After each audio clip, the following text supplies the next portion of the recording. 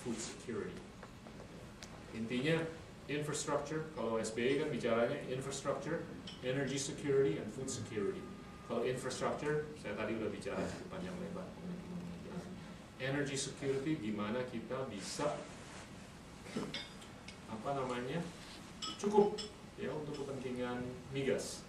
Kalau gas kita cukup, ya, minyak atau minyaknya itu kita masih kurang. Konsumsi kita 1,25 juta barrel per hari, produksinya cuma 950.000 barrel per hari. Tiap hari kita masih harus impor 300.000 barrel per hari.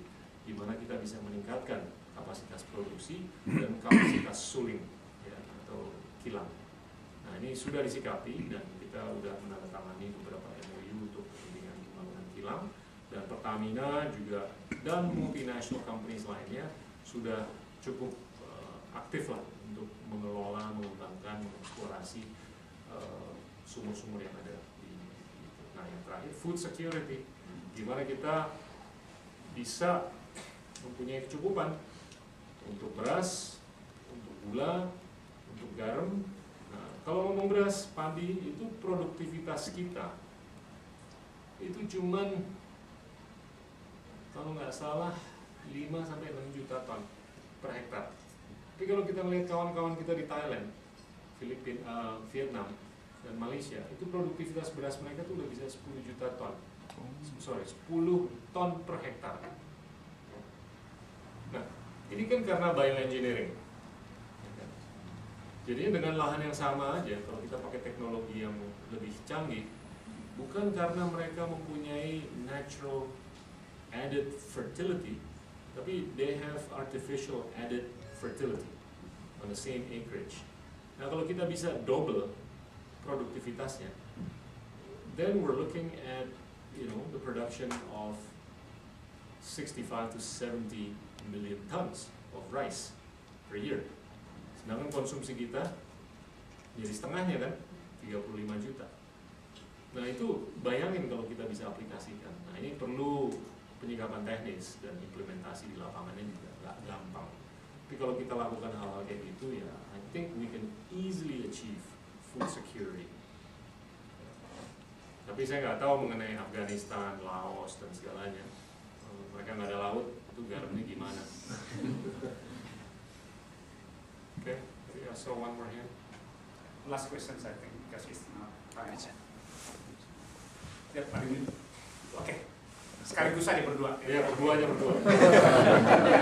Kali-kali sama pertanyaan. Silakan Bok, yang duluan. Ya, nama saya Vincent. Saya ingin tanya, melanjutkan tadi mengenai pendidikan, education. Tolong Bapak elaborasi lebih dalam kegagalan Indonesia dalam mencetak PhDs dibandingkan dengan apalagi negara-negara di new emerging countries.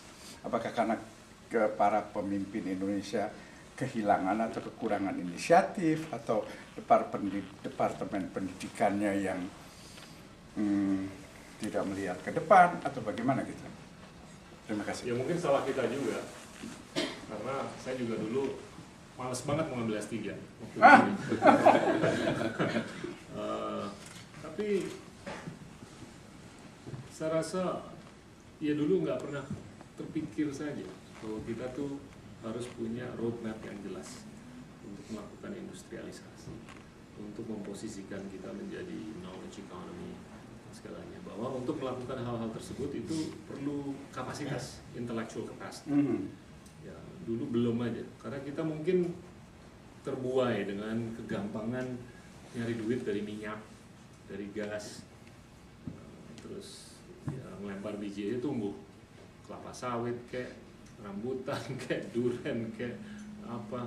Jadinya mungkin hal-hal kayak gitu. Tapi sekarang kita sudah lebih peka dengan kenyataan-kenyataan yang mungkin sangat berbeda dengan yang dulu, dan kita juga peka dengan kenyataan-kenyataan yang ada di luar kita, bahwa negara-negara tetangga kita ini udah jauh lebih maju dari sisi teknologi dan segalanya. Tapi saya percaya, kalau saya ngomong dengan kawan-kawan yang kerja di Google, Yahoo, itu kita ternyata nggak kalah dari sisi kreativitas, dari sisi kualitas. Kita kalahnya di kuantitas saja. Tapi saya bilang jangan kalah gigih lah. Berjuanglah agar kita tuh bisa mencapai puncak kepemimpinan di perusahaan apapun.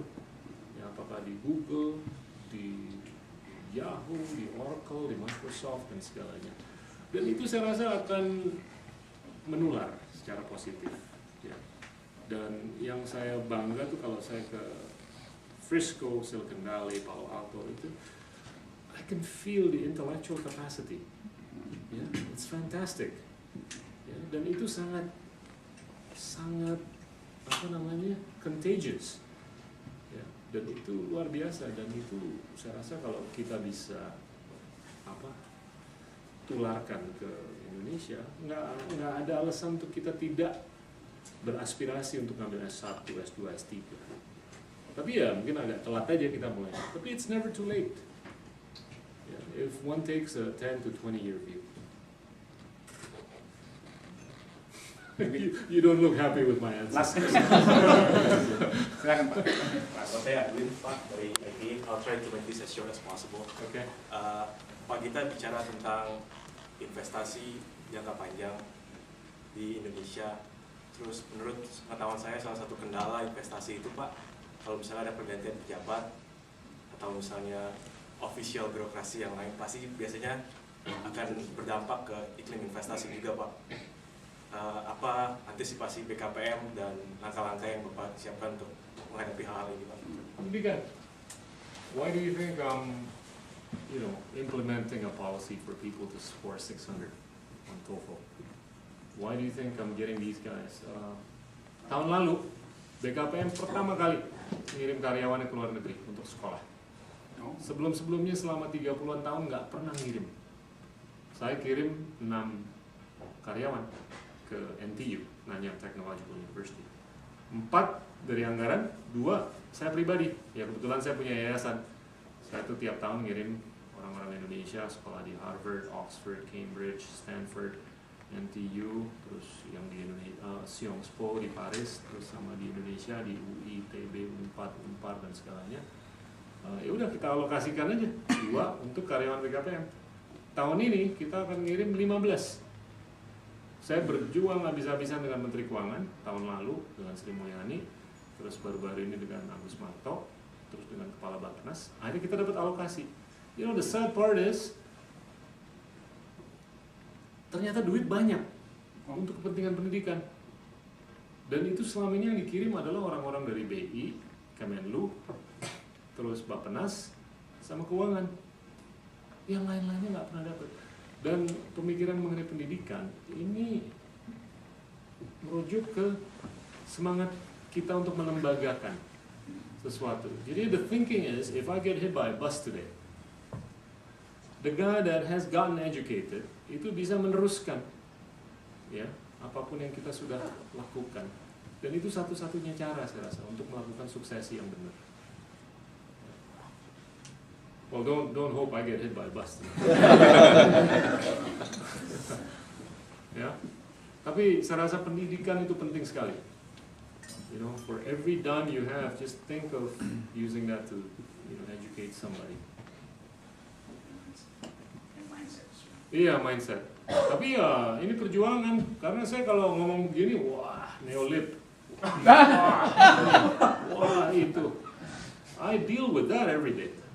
Karena there's a bureaucratic dead weight, ya, yang kita harus deal, tapi kita harus terus saja lah, mengedukasi dan menjelaskan pemikiran-pemikiran kita. Ya, some you win, some you lose. Nah, selama trajektorinya begini, then you can live happily ever after. Tapi kalau begini, flat, then you may not be able to live happily ever after.